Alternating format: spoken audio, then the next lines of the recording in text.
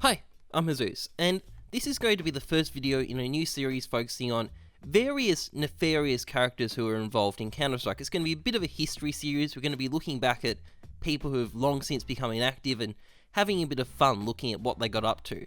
Before I go any further though, I am giving away a Falchion Knife Knight. Check the link in the description below to enter. It's quick and easy. Otherwise though, we can get started, and I'm going to start with a question. What sort of person can scam children and live with themselves? How do you go about living a normal life knowing what you've done without being completely overcome by guilt? Well, thanks to the invention of the skin gambling site, a few of these individuals have been flushed out into the open and we can peer a little bit into their souls. Some of them, for example, are complete psychopaths who pose with dogs in order to cover up for the fact they're not capable of any empathy. I have no idea how I'm gonna record this video, dude. Others are too busy kissing the other end of the dog to really take the time to think about what they've done.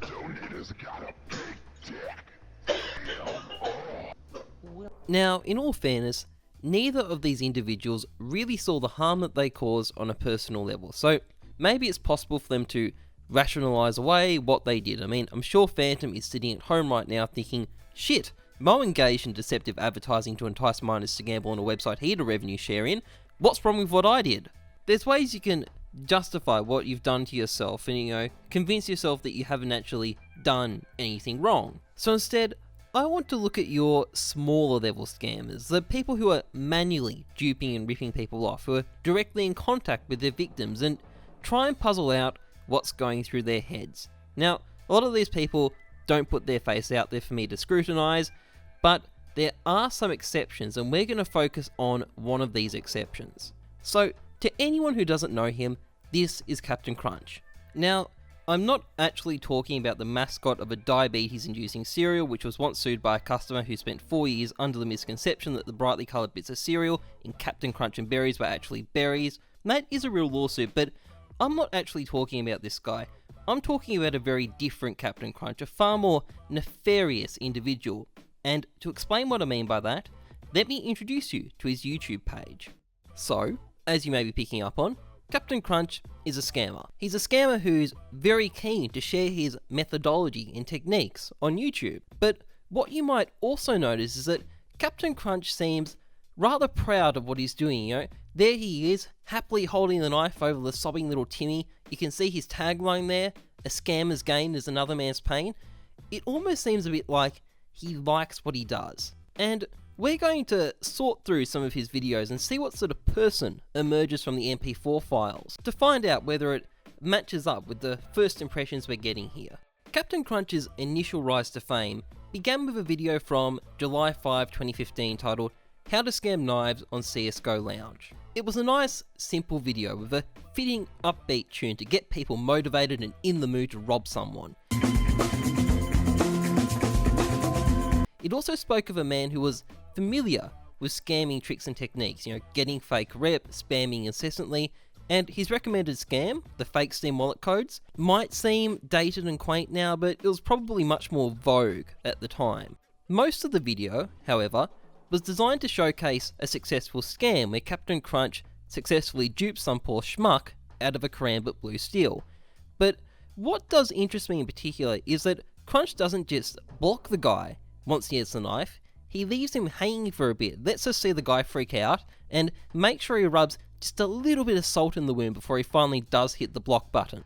And look, I'm a bit old-fashioned, I believe in this civility and decency stuff. I mean, if you've been following the news, obviously it's not really the thing anymore, but it still strikes me as a bit of a dick move. It seems broadly in line with my impression of him as somebody who enjoys hurting his victims, but look, maybe it's just for the show, and what a show it was. This video launched Captain Crunch's YouTube channel to instant success.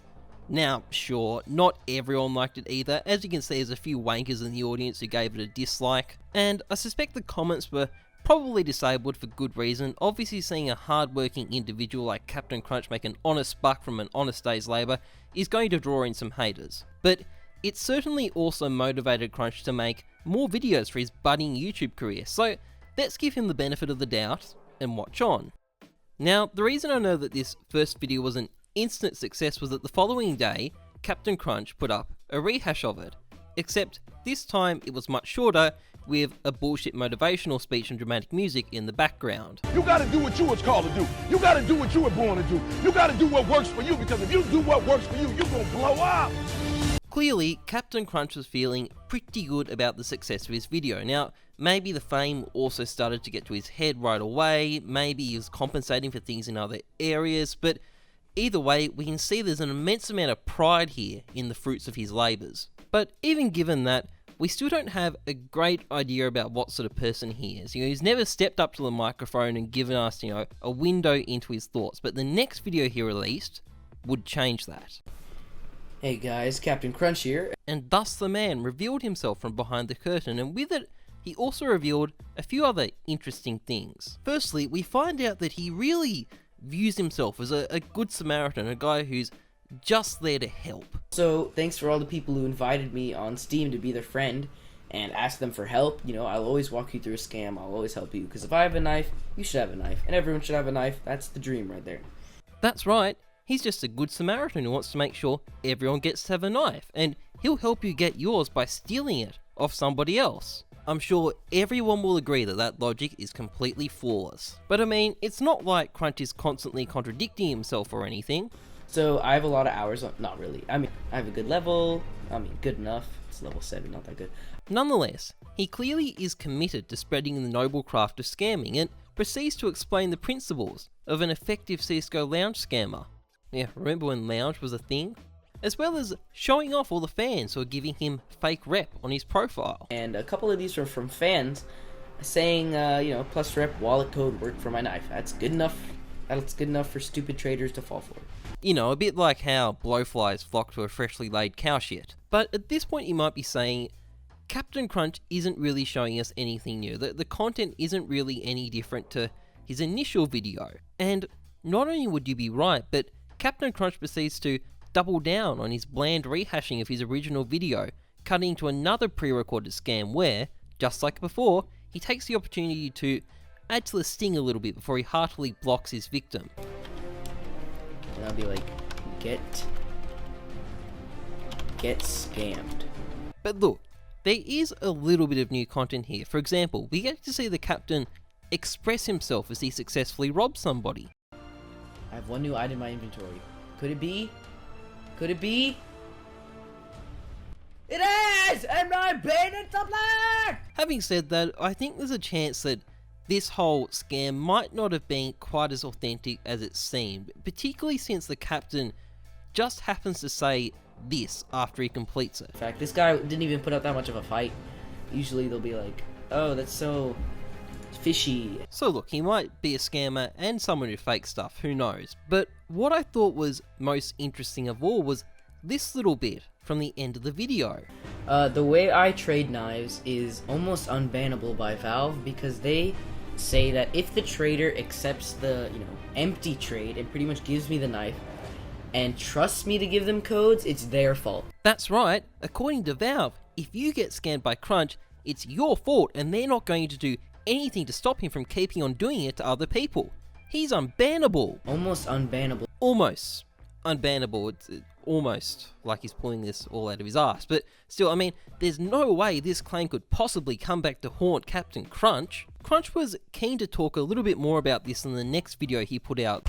Hey guys, Captain Crunch here, and today I'm going to answer some popular fan questions I've had over the past couple days. As you can see, Crunch is proving to be a fountain of original content. He did a video on scamming, he re-edited that video on scamming, he did a video on scamming that's basically the same as the first video on scamming, and now he's doing a fan mail video. Lots of really original, interesting stuff. But nonetheless, one of the questions obviously was, can I get banned for doing this? And the captain was only too keen to show why he felt Valve was on his side. So let's see if we can follow his next level understanding of Steam policy. I've had over 20 plus knives scammed so far, that I've scammed, and nothing's happened to me. Oh well, that makes sense, and I guess, following this line of reasoning, since Jack the Ripper never got prosecuted, murdering sex workers must be okay as well. I haven't got vac banned or anything, or, reported. Oh, that's great. I was really worried I'd get a ban for cheating in-game for scamming people. I'm a bit surprised though that he hasn't been reported. I mean, surely the victims would have reported him, right? I've been reported. Never mind. But does he have anything else? Let's take a look at some evidence I brought up of scamming. Oh sweet, sounds like somebody's done their homework. I bet this is going to be convincing.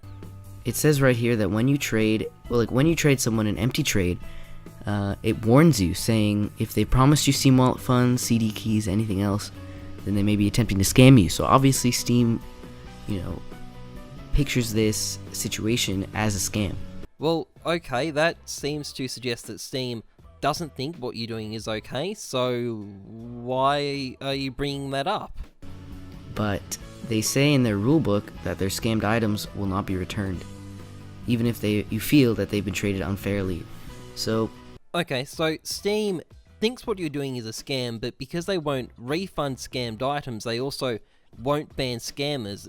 Am I following right? Because that's fucking retarded, but, well, look, I'll let him finish. Really, as I've been reading the terms and conditions, the only reason they would ban you for scamming is if you generate a lot of revenue, and if you've done over 100 knives, which is something I will never do. But no, I don't think you guys should be worried about vac bans. Well, I take it back, the captain's right. It's impossible to get a cheating ban for trade scamming. And once again, there's no way this could possibly blow up in his face and make him look stupid. But anyway, this video was notable for one other reason. The captain promised everybody in it that there was a whole series of videos on how to scam people on the way, a series of tutorials which I presume are going to train up the next generation of super scammers. First one. Will I be doing more scamming tutorials? Yes, I will be doing a whole series on different scamming strategies and stuff for you guys, and I think it'll really help you guys become better scammers on Lounge. Now, we'll get back to this series in a moment because there's a more interesting event I want to focus on. You see, Captain Crunch administers a couple of small Steam groups that seem to be populated by a close group of friends. They're small gaming clans, effectively. One of them, the Candy Crushers, kind of screams sexually frustrated teenager to me. The other, Team Legit, is a bit more barren, but it does have this really interesting comment. Captain Crunch wrecked, and if we follow it, it says, did anyone hear Captain Crunch wrecked? And look, the date is from around about the 1st of August 2015. That's quite close to the time period we're operating in. So, what could this be referring to? Oh, could it be that? The way I trade knives is almost unbannable by Valve. They can't really help the trader get their knives back, nor can they actually punish me, because it's their fault. So yeah, that's happy scamming, guys. That's really an incentive to do it without punishment. Well, I guess being almost unbannable isn't quite the same as being actually unbannable. Oh, by the way, if you're wondering how I know that these two things are actually connected, it's because on SteamRep you can see people's historical data and work out exactly when they got their trade ban. And we can see that on the 30th of July 2015, Captain Crunch wasn't trade banned, and on the 31st of July 2015 he was, so it all fits together quite nicely. Just to be clear as well, these are the same accounts. You can see that the numbers are identical. I think what happened is that when the ban hit, somebody, I'm not going to say who, but you can probably guess, felt like a complete moron and decided to change their username and profile picture to try and hide what happened, which, as we know, turned out great. He kept it like that for a whole year before changing it back actually, but anyway, let's get back to the rest of the story. If we look at his YouTube page, we can see that he released the first video on his scamming guide series on the 15th of July 2015. It's exactly the same advice he's given in every other video so far, the exact same scam as well, the Steam wallet codes, so there's no point even looking at it. But after that, there's a huge 6-month gap before he releases anything else. Now, you might think that being trade banned stopped him, but no. If we look at his 7,000 subs video from early 2016, we can see that it didn't stop him at all. In fact, he released a whole bunch of content in this empty period of 6 months that it's been since deleted or hidden from his channel. And this video also reveals to us that initially he didn't disable comments. In fact, he posts a whole bunch of comments from various people sucking his dick. And this all seems to have happened relatively recently. If we look at his Social Blade, you can see he deleted all this stuff around about November 2017, and I imagine he disabled comments around the same time. Now, I have no idea why he did this. The surviving records from this time are a mix of crappy montages to Pokemon music, I wanna be the very best, like no one ever was. some self-indulgent frag compilations, and this weird S&M role-playing video, so they don't really tell us that much. But he seems to have stopped making videos around about July 2016, so why he decided to remove a bunch of stuff over a year later, I have no clue. If it was because he was having pains of conscience or worrying about his image, it seems really odd that he's left this other completely shameless early stuff up. So if anyone knows, ping me. I'm interested in finding out what he was doing and why he covered it up, but in any case, I'm not too worried. I think we've got enough to go off. At the start of this video, I asked the question, what sort of person scams children? And we've seen a lot of Captain Crunch's characteristics. He shows complete indifference to the fact that he's stealing from people. He likes to highlight the harm that he causes. He seems to view what he does as a matter of pride rather than just a way to make money, views himself as completely untouchable by the powers that be, and despite all this, the whole time acts like a nice guy throughout his videos and talks about how he just wants to help people. So, what sort of person is he? I mean, is he a sadist or a psychopath or something like that? Well, in my opinion, he's just your run-of-the-mill dickhead teenager who'll probably eventually grow out of it. Pretty much the same person at the end of the day as a whole bunch of other dickhead teenagers I knew growing up, and I imagine probably everybody else did as well. So, that's it, pretty much. I don't think there's any broad, meaningful conclusion for me to draw. We're just dealing with an arsehole whose own hubris and ego caused him to make a complete idiot of himself, and that's really what I think people should take away from this. As it happens though, Captain Crunch does still seem to be active on Steam occasionally, so there's a chance he'll see this video and I eagerly await the reaction. My guess is that there'll be some sort of attempted DMCA takedown and some commenters might accuse me of being a scammer or faking giveaways. It should provide plenty of additional entertainment anyway. So, that's pretty much it for this video. I'll be back soon with some more trade-up content. I know people have been asking for it, but otherwise, I hope people enjoyed watching.